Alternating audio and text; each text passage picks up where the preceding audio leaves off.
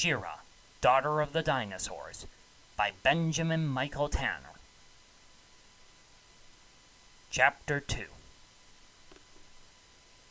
Dawn. 5 days after completing her training in hunting and survival, and Shira was ready for her first hunt. Shira had her spear, wits, and senses sharp as she joined her father and their hunting party as they bid farewell to their people and made their way to the Conifer Barrens. Finally, for the first time in her life, Shira was going to see real live dinosaurs. Could you imagine her excitement? Because I sure can. I was just like her once. For the most part, Shira was excited, after all the things she heard about the different dinosaurs that lived in the forest. But she was also a bit anxious too, after remembering the horror stories of the great carnivores that have attacked and killed her kinsmen in the past. Shira didn't know what to expect, which only increased her excitement tenfold. So badly she wanted to bombard her father and the other hunters with questions, but she held back out of fear of being an annoyance. Shira was walking right beside her father, and he caught a glimpse of Shira's awkward expression on her face. "What troubles you, Shira? You've been awfully quiet so far. You know you can ask me anything, right?" Shira lifted her gaze up to meet her father's and finally spoke.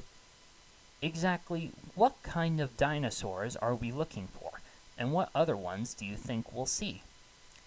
"Today, my daughter, we're on the hunt for the big duckbills." "The dinosaurs with the head crests?" "Yes, but where there are big herbivores, there are also big predators. If we find any signs of one, we must be ready." And ready Shira was. As the hunting party trekked closer to the tree line where the fern sea bordered with the conifer barrens, Shira already began to hear the sounds of the forest creatures. But it wasn't until they had finally entered the forest that her ears were filled with all kinds of different sounds. Birds singing, insects buzzing, and best of all, the distant sounds of forest-dwelling dinosaurs. It were as if Shira had completely entered a whole new world beyond her imagination. Shira's father spoke up. "Forest sounds are vital for hunting and surviving in the forest, Shira. When you hear things all around you, the forest is peaceful, and you can pinpoint on where your prey is. But if the forest is silent, it means that there is a predator nearby. Remember to always keep your ears sharp and open for any changes in the sounds of the forest." Shira was sure to keep her ears open and study the forest sounds around her. The further Shira and her fellow hunters pushed into the forest, the more it seemed alive, teeming with all sorts of living things, from croaking frogs to the calls of flying reptiles soaring through the sky just above the canopy, their wings flapping in the wind. It was at the time when the primordial sun had reached its peak in the sky when Shira stopped in her path. She paused and leaned down. Then she called for her father's attention. Rocker stepped over to Shira, and the other hunters followed him to where Shira sat, crouched next to a large, hoofed, three-toed footprint embedded in the forest floor. "Duckbill, large male," Rocker immediately concluded. "This footprint is fresh. It was here not even 2 hours ago, and it's heading northeast." Rocker pointed in the direction of the trail heading off into the forest. "If we're lucky, and quick enough, we can catch up to him and take him by surprise. Then we'll have enough meat to last us until the next moon." Shira was now trembling with excitement at this point. A fully grown duckbill on her first hunt.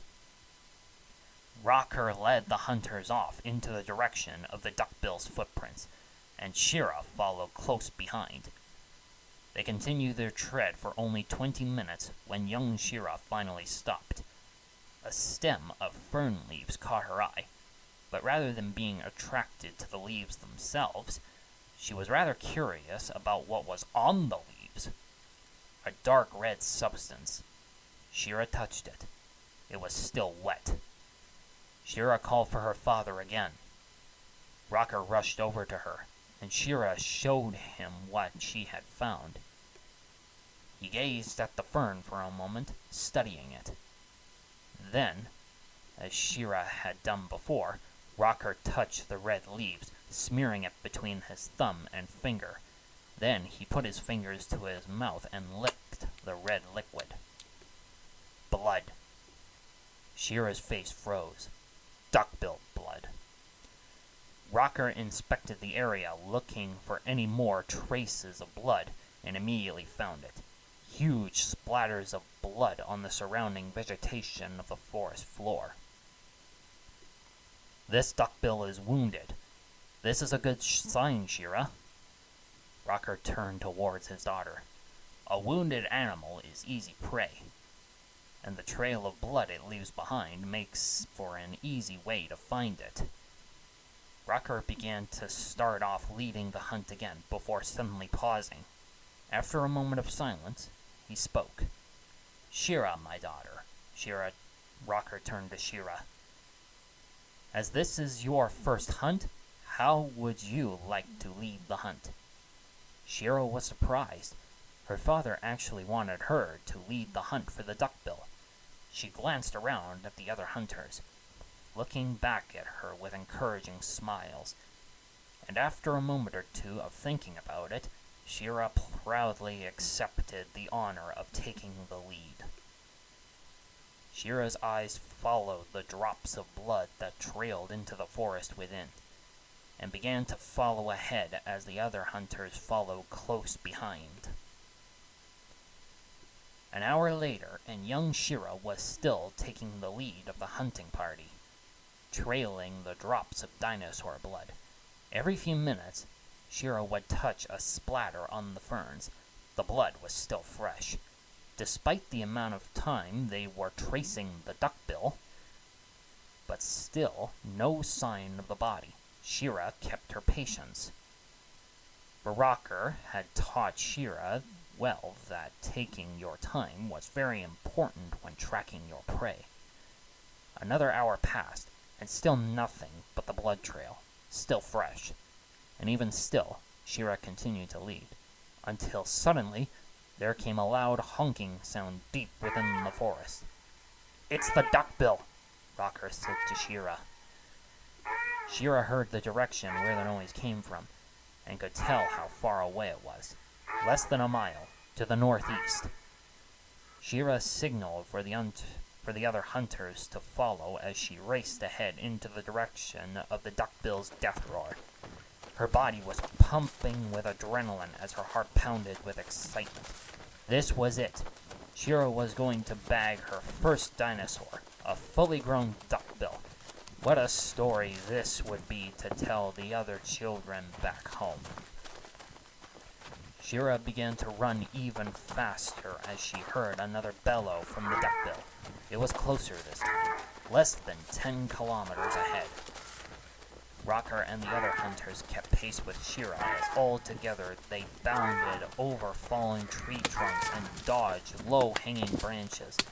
The Psychanian hunters continued running through the forest behind Shira for almost half an hour before one more loud guttural honking echoed through the trees, now closer than ever. They were right on top of it. The duckbill was just within their reach. Shira ran even harder now, more than ever.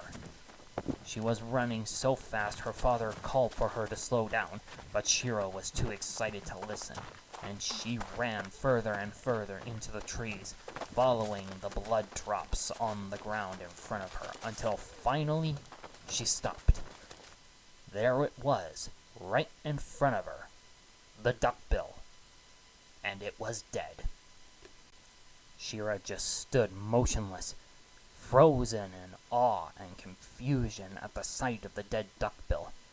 The entire body was gouged with huge teeth and claw marks, with massive chunks of flesh torn away, revealing the bones underneath, and blood pouring from the gaping wounds that decorated the dinosaur's body.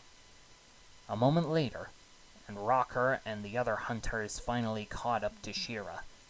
But before Rocker could scold her, he froze in place just as she did at the gruesome sight before him. Silence fell upon the Psychanians. None made a sound, and no one uttered a word. All of them were deathly still. Finally, Rocker approached the dinosaur's corpse and examined the bite and slash marks. Then finally he spoke. "There was a predator here." Shira felt a chill run through her body. "How do you know?"